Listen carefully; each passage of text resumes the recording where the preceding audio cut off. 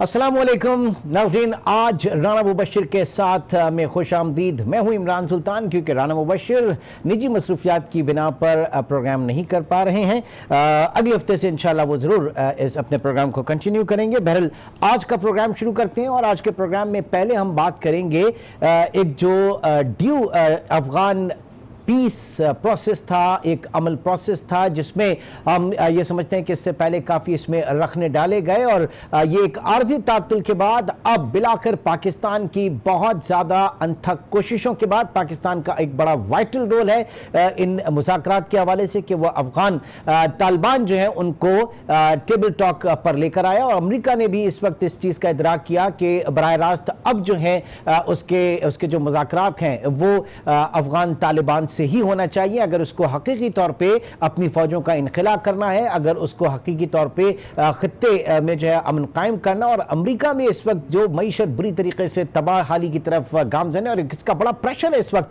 Trump इंतजामिया के ऊपर, तो वो जिस तरीके से कटिंग कर रहे हैं, फंड्स कटिंग कर रहे हैं बहुत सी जगहों पे, तो यकीनी तौर से चाहे शाम हो या फिर अफगानिस्तान हो, उनकी यही पॉलिसी है कि अपनी फौजों को वहां से इज्जत व आफियत के साथ और हिफाजत के साथ निकाला जाए। इस हवाले से अब यकीनी तौर से पाकिस्तान के ताउन से अफगान अमन अमल जो है वो दोबारा शुरू हुआ एक तातुल के बाद, और इस वक्त कहा जा रहा है कि 6 रोज़ा जो मुज़ाकरात इस वक्त जारी हैं, इसमें बैरूनी फौज का इनखला अफगानिस्तान से, तालिबान रहनुमाओं का ब्लैक लिस्ट से उनका नाम निकालना, अफगानिस्तान में जंग बंदी और साथ ही साथ कैदियों का तबादला और दीगर इश्यूज भी इसमें शामिल हैं।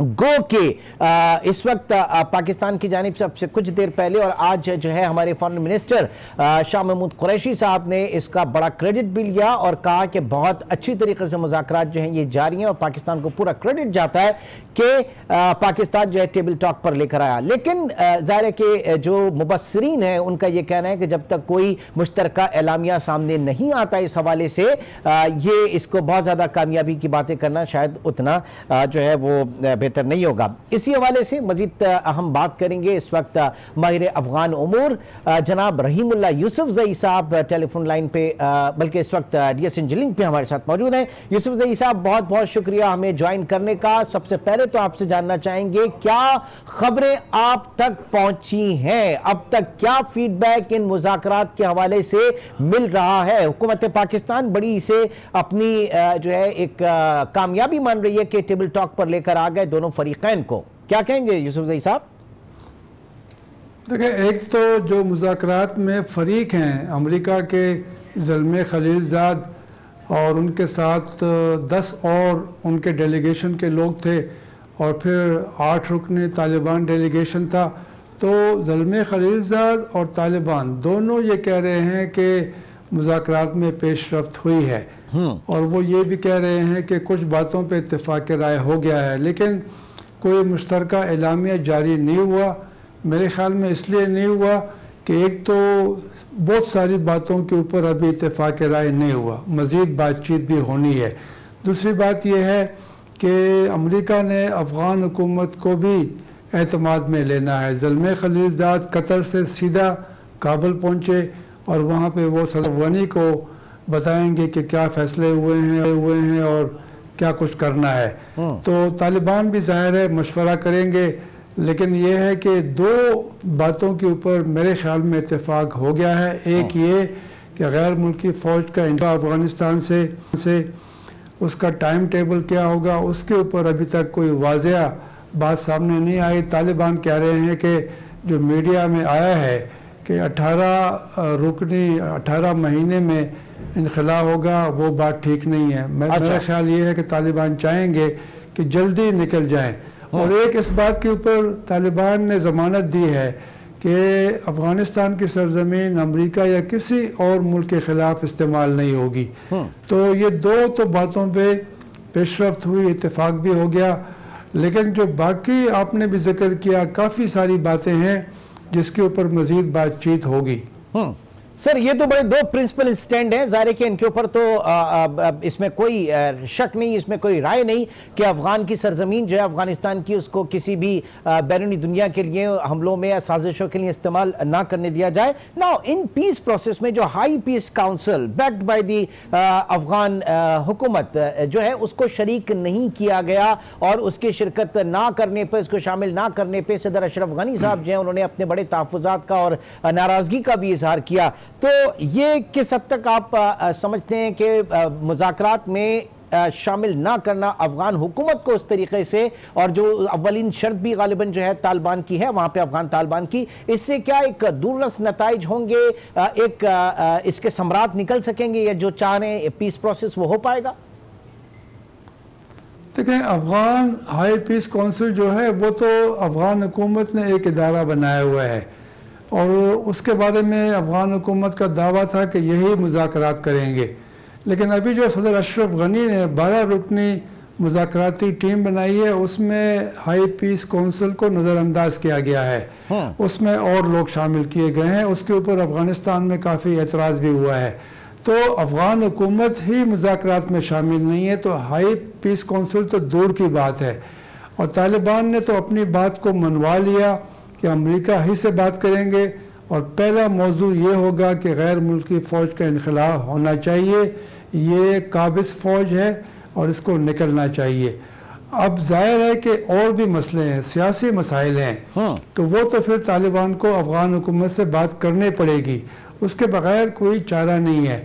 और देखें, जब ये जंगबंदी की बात होगी तो वो जाहिर है न सिर्फ अमरीकी फ़ौज, नेटो की फ़ौज और तालिबान के दरमियान होगी, बल्कि तालिबान फ़ौज के दरमियान भी जंगबंदी होना है। तो अफ़गान हुकूमत से बात करनी पड़ेगी। कैदियों का तबादला है या तालिबान कैदियों की रिहाई है, कुछ तो अमेरिका की कैद में है, गुआंतानामो में और बागराम में, लेकिन जो अक्सरियत तालिबान कैदियों की है वो अफ़गान हुकूमत की जेलों में कैद हैं, उनसे बात करनी पड़ेगी। जो अफ़गानिस्तान के आइन में तालिबान का मुतालबा है कि तरमीम की जाए, उसको मज़ीद इस्लामी बनाया जाए, तो वो बात भी अफ़गान हुकूमत से ही करनी पड़ेगी। तो मेरे ख़्याल में अगला मरहला यही होगा, पहले अमेरिका और तालिबान के दरमियान उमूर तय हो जाएं, मुश्तरका कोई एलामी आ जाए, कोई दस्तखत हो जाए, उसके बाद जो अगला मरहला होगा वो तालिबान और अफ़गान हुकूमत की बातचीत होगी, क्योंकि कई ऐसे मसाइल हैं जिनको सिर्फ अफ़गान हुकूमत ही उनसे निमट सकती है। अच्छा सर, कुछ तहफ़्फ़ुज़ात की वजह से जो अफ़गान तालिबान ने इस मामले को रोक दिया था, स्पेशली जब अशरफ गनी साहब जो है वो चाह रहे थे कि इसमें पीस काउंसिल जो है वो हिस्सा ले, उसको शामिल किया जाए। फिर ज़िल्मे खलीलज़ाद जो है इस्लामाबाद में, उन्होंने अपना जो क़याम था उसको बढ़ाया, बात की यहाँ पे लोगों से, और फिर उसके बाद मजमूई तौर पर जो है एक इतना बेहतर इन्वायरमेंट हुआ कि एटलीस्ट टेबल टॉक जो है वो शुरू हो जाए। ऐसे में पाकिस्तान का किरदार आप क्या देखते हैं? क्योंकि इससे पहले हमने देखा कि बारहा अफगानिस्तान में अमन के हवाले से पाकिस्तान को कहा गया, एक ये इंप्रेशन दिया गया कि जनाब पाकिस्तान का बहुत ज्यादा असर और रसूख जो है वो अफगानिस्तान में, और अफगानिस्तान में इस तरह की कोई अगर खराब बात हो रही है तो वो पीछे पाकिस्तान है। ये कम अज कम अमेरिका की तरफ से और भारत जो है ये इंप्रेशन देता था। जी देखें, सदर ट्रंप ने अगस्त 2017 में अफ़गानिस्तान और जनूबी एशिया के बारे में जो अपनी नई पॉलिसी का ऐलान किया था, उसमें जंग के ऊपर, फ़ौजी ताकत के ऊपर ज़ोर दिया गया था। उन्होंने कहा था कि हम तालिबान शिकस्त देंगे, उनको कमज़ोर करेंगे, और पाकिस्तान के ऊपर उन्होंने इल्ज़ामात लगाए थे। उन्होंने तकरीबन साल डेढ़ साल अपनी पॉलिसी को आजमाया, मज़ीद फ़ौजी भिजवाए, मज़ीद तैयारे भिजवाए, पाकिस्तान के ऊपर दबाव डाला, लेकिन उनका मकसद हासिल नहीं हुआ, और बिल आखिर उनको मजबूरन पाकिस्तान से ताउन मांगना पड़ा। पाकिस्तान ने ताउन दिया, पाकिस्तान ने कोशिश की कि तालिबान और अमेरिका के मुज़ाकरात हो जाए। अमेरिका ने जब तालिबान से मुज़ाकरात किए तो फिर पेशरफ्त हुई है। अब देखें, इसमें अफ़गान हुकूमत ने पाकिस्तान के ऊपर इल्ज़ामात लगाए, अभी भी वो कुछ नाराज़ हैं। वो समझते हैं कि पाकिस्तान ने पूरी कोशिश नहीं की, वरना तालिबान को इस बात के ऊपर राज़ी करते कि वो अफ़गान हुकूमत को भी मुज़ाकरात में शामिल करें। लेकिन पाकिस्तान का मौक़िफ़ ये है कि हम तो इनको आपस में बिठा देंगे, पहले तालिबान को, फिर अमेरिका को, और बाद में तालिबान को और अफ़गान हुकूमत को हम कोशिश करेंगे। लेकिन जो मसले हैं वो उन्होंने ख़ुद ही हल करने हैं, हम तो सहूलतकार के तौर पर काम करेंगे। अमेरिका का भी यही मौक़िफ़ था, लेकिन चूँकि अमेरिका एक अहम फरीक है, उसकी फ़ौज अफ़गानिस्तान में है, अफ़गान हुकूमत को अमेरिका ही ने संभाला हुआ है, तो अमेरिका मुज़ाकरात में शामिल हुआ, उसकी बड़ी ज़रूरत थी। तो मैं समझता हूँ कि भारत जो है वो तो शुरू में तालिबान से मुज़ाकरात के हक़ में नहीं था, और वो ट्रंप की इस नई पॉलिसी का हामी था कि तालिबान को शिकस्त दी जाए, उनके ख़िलाफ़ जंग की जाए। लेकिन अभी जब उनको एहसास हुआ कि पूरी दुनिया मुज़ाकरात के हक़ में है, इसका कोई फ़ौजी हल नहीं है, पाकिस्तान का मौक़िफ़ सही साबित हुआ, तो भारत ने भी बादल नाख्वास्ता इन मुज़ाकरात की हमायत की है। लेकिन मैं समझता हूँ कि चूँकि मुज़ाकरात के ज़रिए तालिबान ने अपनी हैसियत मनवा ली है, तालिबान को फ़ायदा हो रहा है, पाकिस्तान का बड़ा इमेज बेहतर हुआ है, पाकिस्तान ने ये बड़ा पुराना पेचीदा मसला हल करने के लिए एक बड़ा किरदार अदा किया है, तो भारत को ये गवारा नहीं होगा। और भारत मेरे ख़्याल में कोशिश कर सकता है कि वो इन मुज़ाकरात को नाकाम बनाए। और जाहिर है कि उसके लिए इस पीस प्रोसेस को इसमें रखना डालने के लिए वहां पे कुछ हमले या कोई भी ऐसी चीज जो है वो करीनस कयास नहीं, क्योंकि भारत जो है वो इस तरह की हरकतें बिल्कुल कर सकता है और उसको सूट करेंगी, उसकी मजबूरी है इस वक्त। पर बहुत बहुत शुक्रिया रहीमुल्ला यूसुफजई साहब। नाजरीन, जैसे कि आप जानते हैं पाकिस्तान के ताउन से बहुत ज्यादा कलीदी रोल इस वक्त अफगान तालिबान और अमरीका को एक टेबल टॉक पे लेकर आने का। अब इसमें जो ज्वाइंट डिक्लेरेशन आएगा उसका इंतजार है कि ज्वाइंट डिक्लेरेशन के बाद मामला किस हद तक जो है वो कामयाबी की तरफ रवाना है। और इससे पहले यकीनन हमारी हुकूमत जो है, शाह महमूद कुरैशी साहब फॉरेन मिनिस्टर जो है, पूरा उन्होंने क्रेडिट लिया कि ये जो मामला हैं बड़ी कामयाबी से आगे चल रहे हैं और अभी भी उनको बड़ी इत्तलात आ रही हैं। बहरहाल इत्तलात अभी तक एज सच इतनी बड़ी कोई नहीं है, लेकिन वी होप सो कि इंशाअल्लाह ताला जो कुछ होगा बहुत अच्छे के लिए होगा। प्रोग्राम में वक्त हो जाता है ब्रेक का, लेकिन ब्रेक के बाद हम आपसे बात करेंगे वजीर आला पंजाब उस्मान बुज़दार के हवाले से, जिनकी बैक पे इस वक्त भरपूर तरीके से वजीर आजम इमरान खान जो है वो मौजूद हैं, उनके हर बात को जस्टिफाई करने के लिए। और इस हवाले से बात करेंगे पाकिस्तान तहरीक इंसाफ और नून लीग के अहम रहनुमा भी प्रोग्राम में हमारे साथ मौजूद होंगे। एक छोटे से ब्रेक के बाद दोबारा मिलते हैं।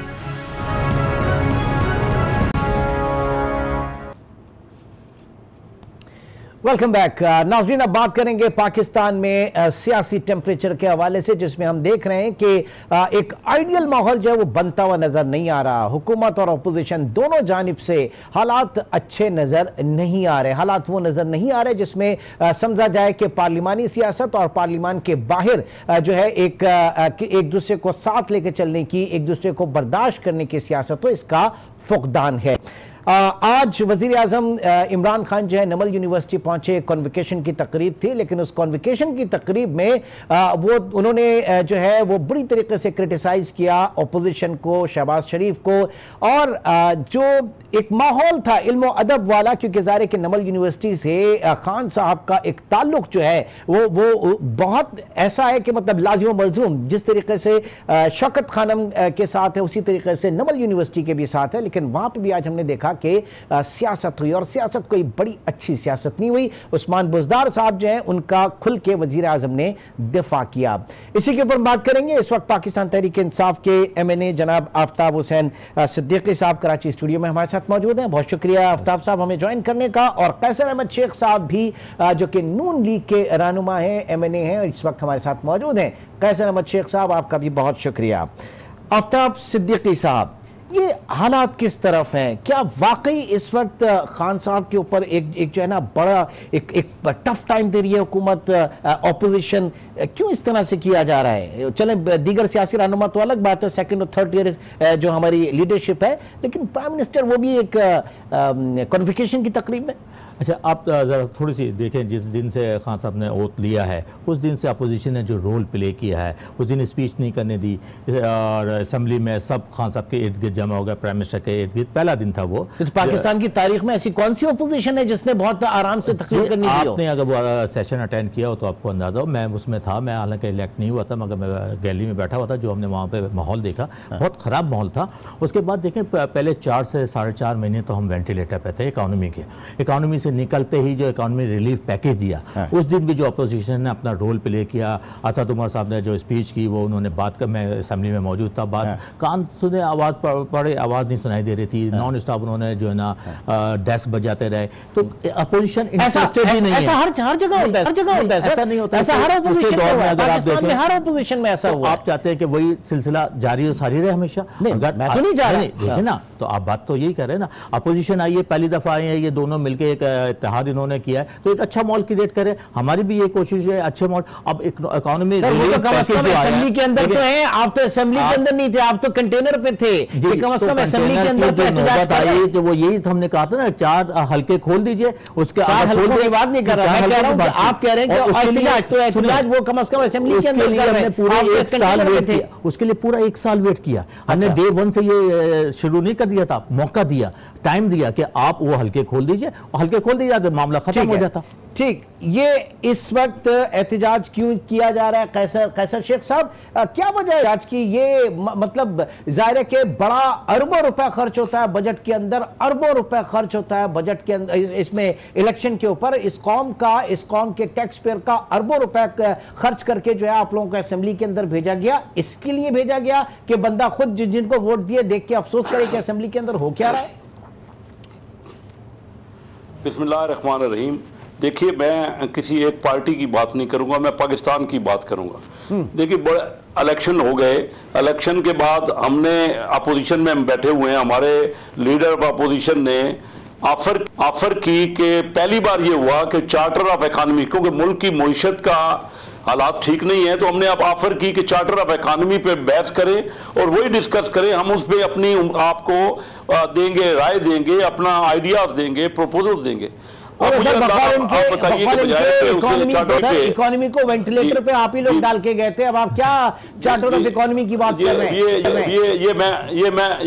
ये मैं डिस्कस करता हूं आपसे। पहले तो मैं ये कहना चाह रहा हूं रवैया क्या है। अभी जो मिनी बजट पेश किया गया, इसमें इमरान खान साहब सामने से नहीं आई है। मैं पहली बार देखा, मैं 1997 से पिछले 22 साल में पार्लियामेंट में काफी बार आ चुका हूं, मैंने कभी नहीं देखा कि प्राइम मिनिस्टर आता है, जो भी आता है सबसे मिलता है। एक माहौल ऐसा है कम से कम मुलाकात कर, वो ऐसे पिछले ऐसे दूसरों को आगे करके, यानी स्पीकर की तरफ से नहीं आए। खान साहब पहले किसी से मिलना भी नहीं चाह रहे। सर मैं बता रहा हूं कि खान साहब पहले से आए थे, आके बैठे हुए थे, वो नमाज पढ़ने गए थे। वो ना, ये ऐसा नहीं जो पीछे से आए थे, वो नमाज पढ़ने नहीं, वो किसी से मिले ही नहीं, किसी से मिले भी नहीं। तो ये बजाय कि हुकूमत को तो चाहिए कि वो माहौल पैदा करे, हुकूमत को जरूरत है। देखिए, अपोजिशन को जरूरत नहीं है। हाँ। ये हर वक्त हुकूमत की ख्वाहिश होती है कि माहौल अच्छा बने। उनके वजीर उठते हैं, हमारी तरफ इशारा करते हैं, ये कहते हैं ये सब करप्ट लोग हैं, ये सब फ्रॉड करके आए हुए हैं। अब बताइए कि असेंबली के अंदर जब आप ये माहौल बनाएंगे, और फिर अभी नईमुल हक साहब ने जो बयान दिया है वो कितना यानी डैमेजिंग बयान है। उसमें उन्होंने ये कहा कि जी अगर ये सीधे नहीं होंगे, अगर लीडर ऑफ अपोजिशन मियां शहबाज शरीफ साहब इस तरह बिहेव करेंगे तो हम इनका प्रोडक्शन आर्डर खत्म कर सकते हैं। मैं प्रिसाइसली बताता हूं कि उन्होंने कहा कि आपने 3 ट्वीट्स में, नईमुल हक साहब का कहना है कि बेहतर है कि शहबाज शरीफ सोच लें कि उन्हें क्या करना है, क्या वो कौमी असेंबली में मजबूत किरदार अदा करना चाहते हैं, और क्या वो अपने चमचों को रवैया ठीक करने की हिदायत करेंगे। शहबाज और उनके चमचों मैं सर नाज़रीन के लिए थोड़ा सा और बता दूं ना कि शहबाज और उनके चमचों की वजीर आजम पर जाती हमले करने की जुर्रत कैसे हुई। दूसरे ट्वीट में वो कहते हैं कि क्या शहबाज शरीफ जेल में मजीद सड़ना चाहते हैं, क्या वो अपना प्रोडक्शन ऑर्डर कैंसिल करना चाहते हैं, क्या शहबाज, अच्छा वो ये भी कहते हैं कि शहबाज शरीफ के लिए आखिरी मौका है, प्रोडक्शन ऑर्डर इसलिए नहीं कि शहबाज असेंबली आकर वजीर आजम को गाली दें। असद उमर की जानिब से फाइनेंस बिल की पेशी से कबल ही अपोजिशन का एहतजाज काबिल मुजम्मत है। वक्त आ गया है कि शहबाज शरीफ का प्रोडक्शन ऑर्डर मनसूख किया जाए।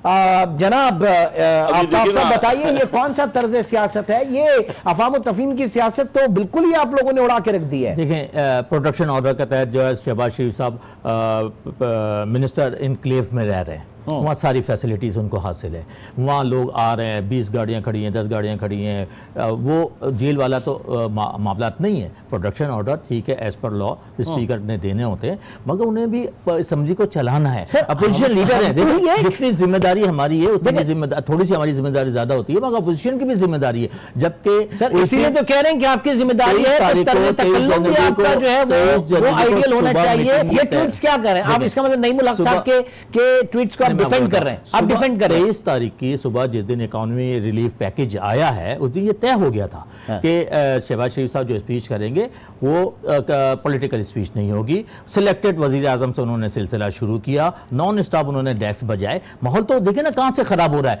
ठीक है, हमारी जिम्मेदारी जरूर है कि असेंबली को हमने चलाना है, मगर हमने अपोजिशन को भी देखना है ना। अपोजिशन का रवैया तो देखिए पहले दिन से, अपोजिशन डेली कोई दिन ऐसा जाता हो जिस दिन ये वॉकआउट ना करते हो। देखें बात सारी है कि सिलेक्टेड के ऊपर जो है यहाँ पे अटकावा जा रहा है। सारी मफादात के तहत दोनों जमा हो गए ना एक साथ, मुकमकाओं का जो हमेशा से कहते आ रहे हैं। देखिए आपकी जिम्मेदारी ज्यादा है, हुकूमत की जिम्मेदारी ज्यादा होती है ना, क्योंकि अभी तो हम ये भी नहीं है। लेकिन जब आपके मुशीर, आपके वजीर इस तरह की जुबान इख्तियार करेंगे तो आप कहां समझते हैं कि प्रोडक्शन ऑर्डर के ऊपर है तो असेंबली के चलाने के लिए भी कोशिशें करें, ना कि सियासत करें। अच्छा ठीक है, इसका मतलब है आप नईमुल हक साहब के जो ट्वीट्स हैं इनको डिफेंड कर रहे हैं। आप समझते हैं कि उन्होंने सही कहा?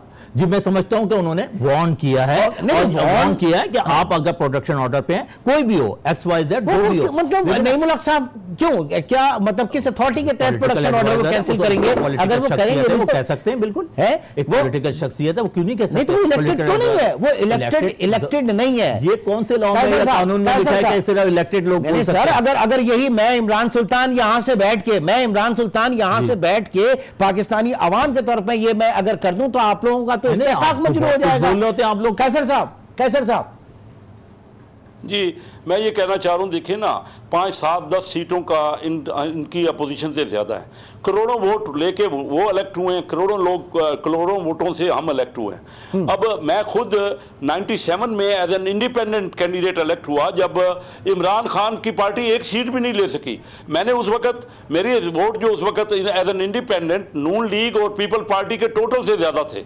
अब मेरे जैसे सब लोगों को ये कहते हैं हम ये चमचे हैं, हम चमचे नहीं हैं जी। ये जमहूरियत में अगर सबकी इज्जत, हम उनकी इज्जत करते हैं, वो सब जितने इलेक्ट हुए हैं हम समझते हैं, हमने उनको तस्लीम किया है वजीर आज़म, और पहले दिन से ये ऑफर की, चार्टर ऑफ इकोनॉमी की ऑफर की कि मुल्क तकलीफ में है, आइए मिल के बैठते हैं और मईशत को ठीक करते हैं। अब हमारे जैसा, मैं आज से 32 साल पहले Karachi chamber of commerce industry का प्रेसिडेंट रहा हूं। अगर इकोनॉमी के बारे में मैं आया इसीलिए हूं पॉलिटिक्स में कि अल्लाह करे हम अपने मुल्क को बेहतर कर सकें, जो बेरोजगारी है उसको ठीक करें, जो इकोनॉमी, मैंने पहले दिन से, आज से 46 साल पहले मैं चाइना गया, उन लोगों के, उनके पाँव में जूता नहीं था, उन्होंने हम लोगों से, हमारे जो बिजनेसमैन जाते थे मेमन कम्युनिटी के और चिन्योट कम्युनिटी के, हम लोगों ने उनको बिजनेस करना सिखाया है। वो हमारी शक्लें देखने के लिए वहाँ उस वक्त लोगों के चाइनीज ठट लग जाते थे कि ये कौन लोग हैं, क्योंकि उनके पास एक ही ड्रेस था। उनके पास PIA की जो एयरलाइन थी वो एक हमारी एयरलाइन पे सफर करते थे। आज हमने अपने मुल्क को कहाँ पहुंचाया इस झगड़े में? हम अगर झगड़ते ही रहेंगे तो लोगों को जो इस रवैये ने हमें कहां पहुंचा दिया? कैसर साहब, इस रवैये ने हमारे हमें कितना नुकसान पहुंचाया है, इसके ऊपर हम बात करेंगे। और देखिए ना, जब ये मैं कंटिन्यू करूंगा सर, नहीं, बस मैं एक फिक्रा कहना चाह रहा हूं। 1 करोड़ जो नौकरियां देनी है और ये 50 लाख जो घर बनाने हैं, तो ये कहां 6 महीने गुजर गए तो लोगों के तो घर खत्म हो रहे हैं, नौकरियां उनको निकल रहे हैं नौकरियों से, लोग तो मईशत का बुरा बिल्कुल आ जाते हैं, ये लोगों को सही बिल्कुल आ जाते हैं कि जो वादे थे 100 डेज के हवाले से और उसके बाद कहां रहे वो तमाम वादे, क्या हुए, इसके ऊपर हम जवाब चाहेंगे। हमारे साथ दोनों हमारे गेस्ट मौजूद हैं। एक छोटे से ब्रेक के बाद दोबारा मिलते हैं। Welcome back. नाज़रीन, इस वक्त हमारे साथ मौजूद हैं आफ्ताब हुसैन सिद्दीकी पाकिस्तान तहरीक इंसाफ से और कैसर अहमद शेख साहब जिनका ताल्लुक नून लीग से है। जी सिद्दीकी साहब, ब्रेक पे जाने से पहले आप कुछ जवाब देना चाहते हैं? के हिसाब से बात कर रहा था कि कैसर साहब कह रहे हैं कि हमने इन लोगों को चाइनीज़ को सिखाया बिजनेस। बिल्कुल सही बात कर रहे हैं, हमने सिखाया, हमने एमिरेट्स एयरलाइन खोली, हमने सिंगापुर की इकॉनमी सिखाई, मगर पीछे खुद कुछ ना कर पाए। और ये पिछले 30 साल में गवर्नमेंट किसकी रही है? या तो माशाल्लाह गवर्नमेंट रही है या डेमोक्रेसी रही है। तो डेमोक्रेसी ज़ाहिर है पीपल्स पार्टी और नून लीग की थी। पिछले 10 सालों में जो इकॉनमी की सूरत हाल हुई है, आप जानते हैं कि डेट की सूरत हाल क्या है। एक्सटर्नल डेट जो 92 बिलियन डॉलर है, इंटरनल डेट 3000 बिलियन पे पहुंच चुका है। सर्कुलर डेट जो पीपल्स पार्टी गवर्नमेंट 450 अरब छोड़ के गई थी, जब हम सब परेशान थे कि ये क्या करके गए, ये 1300 अरब छोड़ के गए। इन्होंने तो पेंशन के पैसे तक खा गए। और इस वक्त जो ड्यूटी ड्रॉबैक की मद में तकरीबन 2500 से 3000, मैं एक मिनट लेना चाहूँगा, 2500 से 3000 अरब रुपया है, वो इन्होंने खर्च कर दिया है।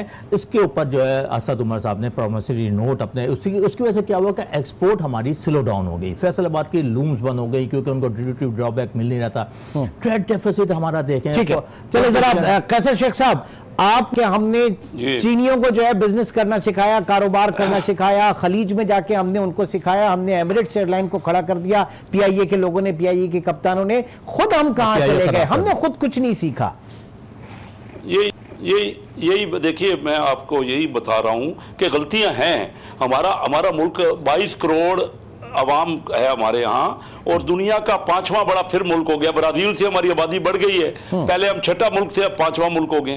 तो दुनिया में हमारी आबादी दुनिया का 3% है, यानी 100 में से 3 पाकिस्तानी है। लेकिन आमदनी में से 300 हिस्सा है, 300 में से एक हिस्सा है हमारी टोटल मुल्क की, दुनिया की जो आमदन है ना, उसमें हमारे मुल्क का आबादी तो 30वां हिस्सा है, लेकिन आमदनी 300वां हिस्सा है। अब हम कहाँ रह गए? और अब अगर गलतियां हो गई तो बजाय कि हम उसको कंटिन्यू करें, देखिए वो एक लंबी बहस हो जाएगी कि हमने क्या किया। हम समझते हैं कि हमारे दौर में काफी बेहतरी हुई, लेकिन वो मैं उस बहस में नहीं जाता। मैं कहता हूं अब इनको मौका मिला है, हम इनको फैसिलिटेट करना चाहते हैं, हम इनको हाथ मजबूत करें ना, हाथ मजबूत हम करना चाहते हैं। हमने बैठ के कहा, मैं आज आपसे कह रहा हूं कि हम चाहते हैं कि वहां मिलकर बहस करें कि मुआशरत कैसे आगे बढ़ेगी, लोगों को नौकरियां कैसे मिलेंगी, घर कैसे बनेंगे। हम इनको मदद करना चाहते हैं। हम चाहते हैं ये इलेक्ट होके आए हैं, ये अपने आप को खराब कर रहे हैं, अपने आप को गिरा रहे हैं। जब से आए हैं लोगों का जिंदगी। देखें कैसर साहब, आपने कहा कि हुकूमत की जिम्मेदारी ज्यादा बनती है, और दूसरी साइड पे भी बहुत जीरक सियासतदान हैं, बड़े बड़े पार्लियामेंटेरियंस हैं जो जिनके बयान जो है बड़ा इर्तियाज पैदा करते हैं। ख्वाजा आसिफ साहब वो क्या कहते हैं? वो कहते हैं कि जनाब बातें खुलफाए राशिदीन की तर्ज अमल अबू जहल वाला। ख्वाजा आसिफ कहते हैं कि सिलेक्टेड वजीर आजम सिर्फ पीछे छुप कर वार कर सकता है। ख्वाजा आसिफ कहते हैं कि 5 माह में नाकामियों की वजह से ज़हनी तवाज़ुन खो चुके हैं। खान साहब, अब ये बताइए क्या ये तर्ज अमल सही है? मेरी बात सुनिए, मैं आपको मुख्तसरन बताना चाहता हूँ। देखिए, पिछली फाइनेंस कमेटी में मैं चेयरमैन था, असद उमर मेरे साथ थे, बड़ी बातें करते। मैं अभी भी हाथ बढ़ा रहा हूँ, मैं कहता हूँ मैं जाने को तैयार हूँ। आप बताइए कहाँ बैठना है? मिल के बैठे। अभी तक तो इन्होंने कमेटियां नहीं बनाई। इनको चाहिए था कि सारी स्टैंडिंग कमेटी कायमा कमेटियां बनाते, उसमें डिस्कस करते। मैं अपने आप को ऑफर कर रहा हूँ। मैं इसलिए नहीं आया कि हमारे पार्टियों सारी पार्टियां पाकिस्तान के लोगों की है, हम दोस्त हैं एक दूसरे के, तल्लक है हमारा। हमें चाहिए कि हम मुल्क सर ये कैसे ताल्लुकात हैं कि ट्विटर पे पूरी कौम जो है वो सोचने पे मजबूर हो गई कि 10 अरब रुपए जो है इलेक्शन के ऊपर खर्च होते हैं, जितने भी अरबों रुपए खर्च होते हैं, उसके बाद हम ये रिजल्ट हमें मिल रहा है असेंबली के अंदर और असेंबली के बाहर, फेसबुक पे और ट्विटर पे। ये कैसी दोस्ती और ये कैसा माहौल है फिर? तो ये आप ऐसे लोगों को, मीडिया को भी चाहिए ऐसे लोगों को आगे करें ना। आप हाईलाइट तो करते हैं जो इख्तलाफ की बातें कर रहे हैं, आप नईमुल हक के बयान को हाईलाइट करते हैं। ये तो ख्वाजा का बयान नहीं था, ख्वाजा आसिफ का बयान नहीं था। इसके अलावा ऐसे बयान शाहिद खाकान अब्बासी की तरफ से भी रहे। कई आपके मेरे दोस्त कई आपको मेंबर मिल जाएंगे, कई मेंबर मिल जाएंगे जो कहेंगे कि आपस में बैठ के इत्तेफाक राय से मुल्क को आगे बढ़ाने की बात करें। आप उनके पास प्रोग्राम करें, उनको हाईलाइट अगर तो सर चलाए ना चलाए सर, मुल्क आगे आफ्ताब साहब मुल्क चलाए आगे, लेकिन जाहिर है कि जो हम असेंबली के अंदर देख रहे हैं, मुशाहिदुल्लाह साहब है, फवाद चौधरी साहब है, जिस तरीके से जो है वो आगे लेके चला, तो इससे तो बड़ा डर लगता है हमें। मेरा ख्याल है कैसा साहब बड़ा पॉजिटिव बात कर रहे हैं। मुखालफाना बयान देने से, मुखालफाना बयान से नहीं होगा, जो सेनर एलिमेंट है बैठे आपस में, मुल्क चलना है। देखिए कब तक ये आपस में झगड़ते रहेंगे। आपकी बात का जवाब दे रहे हैं, आपको सेकंड कर रहे हैं सर, आपको सेकंड कर रहे हैं आपकी थॉट को। जी कैसे साहब एक बिजनेसमैन है और ये समझते हैं, मैं भी बिजनेसमैन हूं, हम भी समझते हैं, मगर हमें और इन्हें मिलकर बैठना होगा, इन्हें भी अपनी पार्टी को समझाना होगा कि इस किस्म के स्टेटमेंट टेम्परेचर, जो पॉलिटिकल टेम्परेचर को कम करना चाहिए, मगर जो फैक्ट्स हैं उस फैक्ट्स पे तो बात होगी ना। और आप देखें 5 महीने 5.5 महीने में इकोनॉमी रिलीफ पैकेज आ गया और अल्हम्दुलिल्लाह अभी ये 1 फरवरी को पेट्रोल और डीजल की प्राइसेस भी हम सुन रहे हैं कि वो कम होने जा रही हैं। तो जैसे ही तो इसमें आपका कौन सा इतना इंटरनेशनल प्राइसेस कम हुई है तो आप कम कर रहे हैं, आप तो अपनी इकोनॉमी से चलेंगे ना। इंटरनेशनल अगर प्राइसेस पे चलेंगे ऑयल प्राइसेस क्या थी, अगर आप पूरा ट्रेड रिकॉर्ड निकाल के देखें इसका, तो उसके हिसाब से तो कभी भी ये मुल्क नहीं चला ना। हमारे अपने मसाइल हैं, हमें इकोनॉमी की सबसे बड़ा प्रॉब्लम इस वक्त हुआ है। और अल्हम्दुलिल्लाह देखें फॉरेन पॉलिसी के हिसाब से देखें, फॉरेन पॉलिसी कितनी ज़बरदस्त जा रही है। हमारे एक बरादर ममालिक से जो ताल्लुकात हैं वो हुकूमत तो हुकूमत है, हार्डकोर वो जो कैसर साहब वो नोट्स हैं, मेरे ख्याल से 1/3 कैश और 2/3 प्रॉमिसरी नोट्स, वो 3 साल बाद 10% जो है आपको रेट ऑफ रिटर्न, तो एक्सपोर्ट बढ़ेगी, आपकी एक्सपोर्ट बढ़ेगी 3 साल बाद। रिडेम्पशन पे आएंगे 10%, वो पैसा कहां से आएगा अगर 3 साल बाद एक्सपोर्ट रिडेम्पशन डाल दिया। देखिए आपका देखिए ना $20 बिलियन की समझ नहीं आ रही ट्रेड डेफिसिट है आपका। 6 महीने वो डेफिसिट कहां से पूरा करेंगे जब तक कि इंपोर्ट को स्लो डाउन नहीं करेंगे और लोकल जो कैसर साहब कभी भी ले लीजिए। कैसर साहब जी बात यह है कि 6 महीने में जो इनका अपना टारगेट था ना, उससे 170 अरब रुपए रेवेन्यू कम हुआ है। और ये अभी जो नया पैकेज दिया है ना, इससे भी 6-7 अरब ये खुद कह रहे हैं कि कम होगा। 6.8 बिलियन समझ नहीं आ रही कि हमारा जो खसारा, हमारी आमदनी और खसारे में जो फर्क आ रहा है इतना बड़ा, लोकल हमारी जो हुकूमत की फिजिकल जो बजट की इनकम है और बजट के अखराजात हैं, उसमें इतना बड़ा फर्क आ रहा है। वो 7% हमारे GDP का, हमारी कौमी आमदनी का 7% चला गया है।